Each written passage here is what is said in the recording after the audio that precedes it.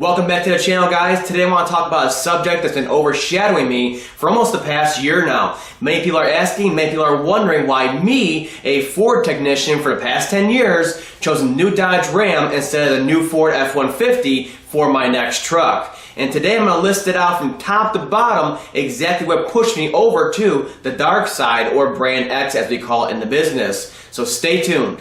Okay, let's start off with the buying experience. Now, I used to work at a Ford/Chrysler dealership, so I had my pick of vehicles and brands to choose from where I would get dealer net cost on the vehicle and save a lot of money. I could get a Ford, a Lincoln, a Jeep, a Chrysler, or even a Ram.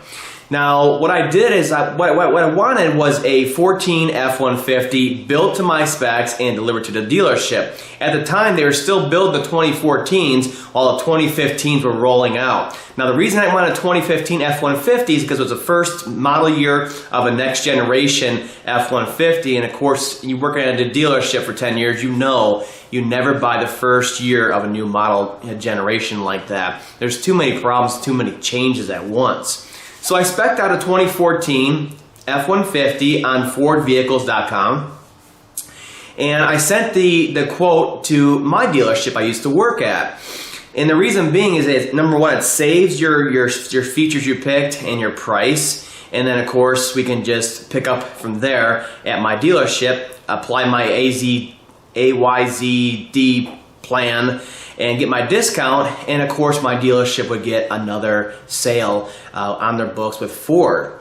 So we did that, and the next day I come in and no one ever contacts me at all, and I get a generic email the next day saying, hey, yeah, we got that vehicle, come on down, we'll freaking set you up, we got it here on the lot, just come on down, we'll go for a test drive.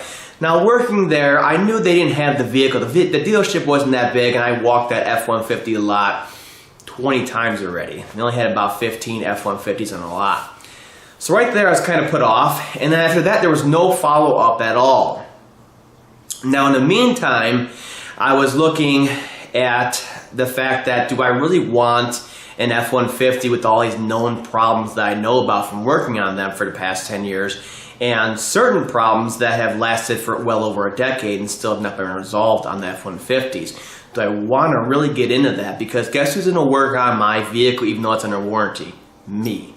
I don't want to deal with that. I want someone else to be able to work on the vehicle. Now, I'm loyal to Ford, but then I also always wanted a diesel. And that's the first point that drew me to the Ram Eco Diesel 1500. I wanted a half-ton, and I wanted a friggin' diesel. It's the only diesel half-ton on the market. I could go to an F-250 and get the 6.7, but the prices are astronomical, and I'd never ever use the capacity of a 250 or above. So a half-ton and a diesel. Now this Ram Eco Diesel has been out in Europe for a long time now, so they put it in multiple different vehicles, and it's been tried and true, so it basically has zero problems and was just adopted to the Ram platform, I guess you could say. And that's why the 14s, the first year, and even the 15s really haven't had any major issues with them. So that was a definite plus because of all the Ford issues with their diesels over the years, especially the older ones with International making the diesels. So that was the first thing that stopped me in my tracks on the F-150 right there, was that buying experience of a generic response from the dealer saying, yeah, we have it, and no follow-up, no call, no nothing. Who cares? That quote of that vehicle was well over $54,000 I was willing to spend with that dealership. And I had money to put down and everything else, obviously, for that large of a purchase. No effort at all, and that really put me off. That was the first thing that really pushed me off from the F-150 and my dealership in general. Now, before going into the faults on the F-150 that I know about and made me step away from it, let's go back to the Ram. Now, the Rams, they look nice, they're beautiful, everything else, but I'm loyal to Ford, and I would never buy a Ram that had either the V6 in it, I don't know if they even offer the 3.6, I'm sure they do, or the 5.7 liter Hemi in it. I have no interest at all, even to this day, of owning any one of those vehicles. I had to have that half-ton 3.0 Eco Diesel or nothing, or else I was not jumping to the Ram brand. Now let's go over the issues with the F-150s that most of them have been happening since '04, the major redesign, all the way up to 2014. Now, I have all kinds of videos on my Ford Tech Make You Loco channel about all these common issues, but let's go through the list of them real quick. And these issues are still readily prevalent on the 2014s in low mileage I'm talking about, not 60, 70, 80,000 miles. People are complaining about this at 14, 20,000 miles. So the first issue is the high mount stop lamp in the back side of the cab there. Those have had water leak issues since '04, all the way through 14. Same thing, water leak issues. They don't want to spend the extra money for a higher quality polyethylene type seal on there until you get the service part and change it out. That has this big cushy seal on there.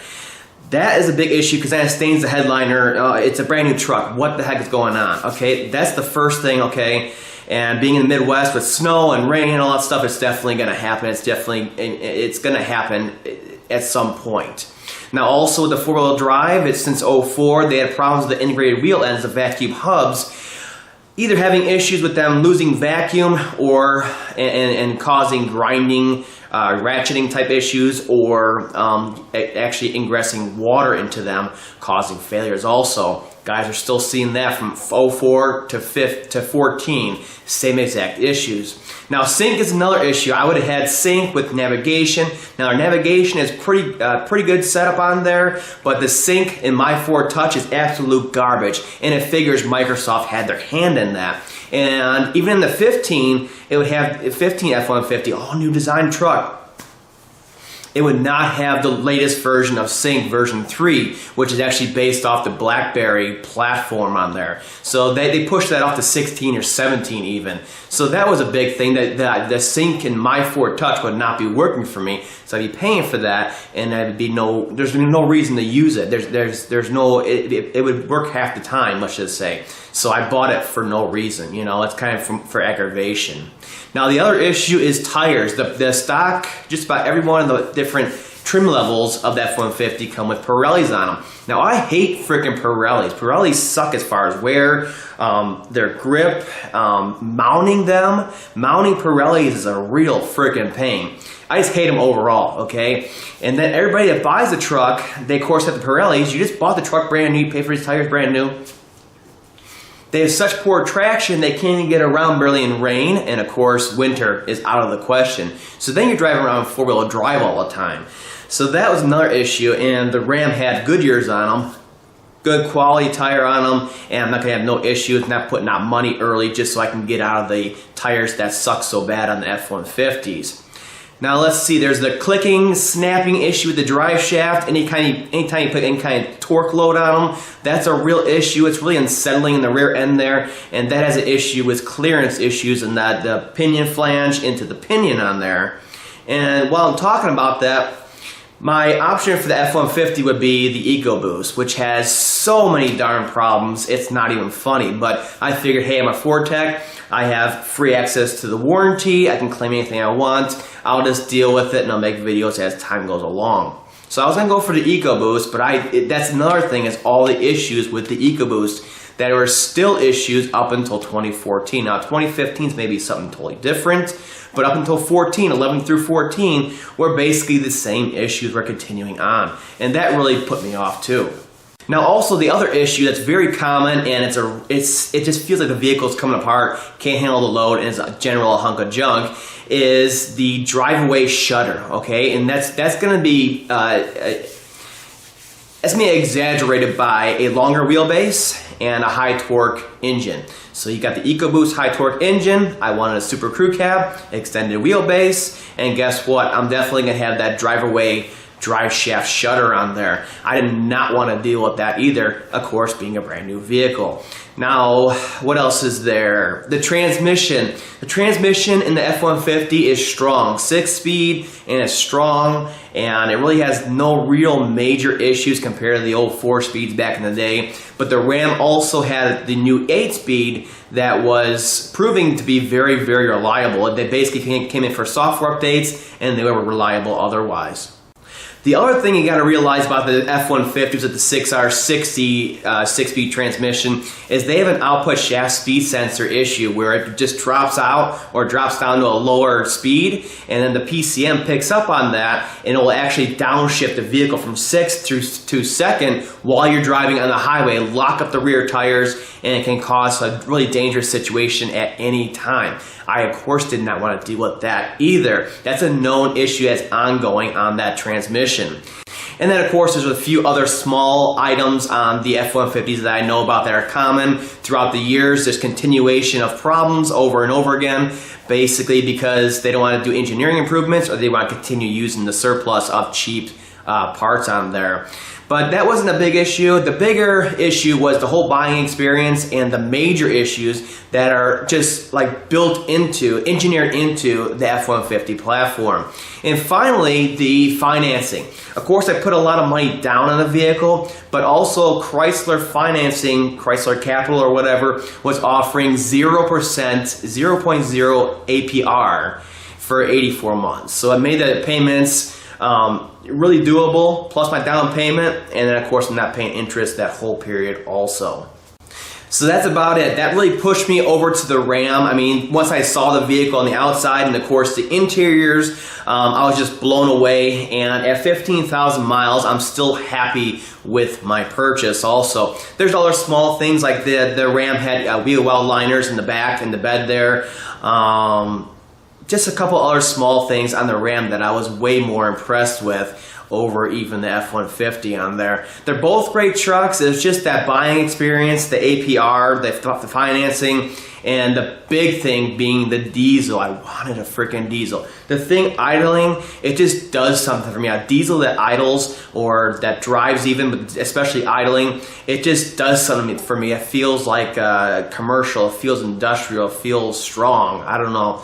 So that was the real big push for me. And of course the new vehicles, they are so clean that I don't have that guilt, I guess you could say, of spewing all kinds of really bad diesel exhaust out into the world, you know, high nitrogen oxide and stuff like that. It's not an issue no more on these new diesels. They're so freaking clean. The tailpipes are clean. There's no more black tailpipes. So for those of you that wanted to know, you're wondering why, there was a bunch of other smaller issues, but these were the main talking points that I can tell you that pushed me over to the Ram side. Now, I don't see myself going back to an F-150 until maybe the 2017 Raptor, but for now, this thing is beautiful and it just works. There's no freaking problems. I drove it across America and put 14,000 miles on it. Driving across America, and I didn't have one freaking issue. That really has to say something about the vehicle and the brand.